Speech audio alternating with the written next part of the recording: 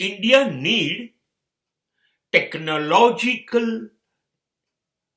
training, technological institution, and we need techno-great people.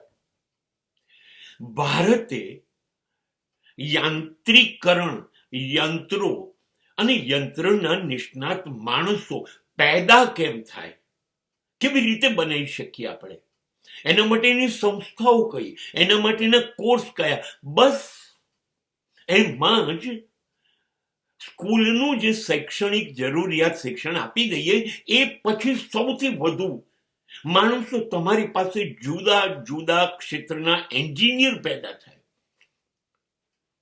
That is a ટેકનોગ્રેટ.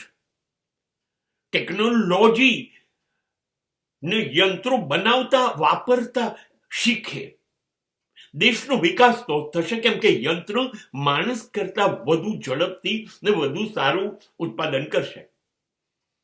માણસ થાકશે, યંત્ર નહીં થાકે. તો આપણે એ સંસ્થાઓ બનાવવાની જરૂર છે. આપણે પહેલા તો 8મા ધોરણ પછી આવા વિષયો જ દાખલ કરી દો. ટર્નર છે, ફિટર છે, સુથારી કામ છે, મશીન ઇલેક્ટ્રોનિક્સ છે, ઇલેક્ટ્રિકલ છે, કોમ્પ્યુટરિંગ છે, રેડિયો છે, બધી જ વસ્તુઓનું રિપેરિંગ અને કેમ પ્રોડક્શન કરવું, એનું જ જ્ઞાન બાળકોને આપવાનું શરૂ કરી દો.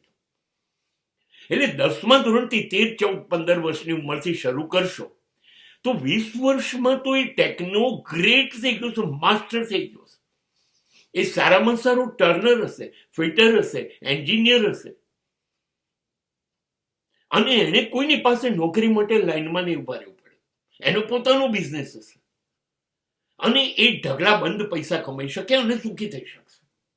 પણ આપણી કમનસીબી એ છે કે આપણે 10મા પછી 12મું અને પછી આર્ટ્સ, કોમર્સ વગેરે કરી અને કોલેજ સુધી 25 વર્ષની આપણી ઉંમર બગાડવી છે, અને 25 વર્ષ પછી આપણી નોકરીની કોઈ ખાતરી છે નહીં, એટલે આપણે લાઈનમાં સેકન્ડ ક્લાસ, ફર્સ્ટ ક્લાસની માર્કશીટ લઈ અને ફર્યા કરવું છે, મને નોકરી આપો, અને ભીખ માંગ્યા કરવી છે. આમ વ્યક્તિઓ તો ભીખ માંગશે, યુવાની તો માંગશે, પણ દેશ પણ ભિખારી સ્થિતિમાં જ રહેશે, કેમ કે બધાને નોકરી મળશે નહીં.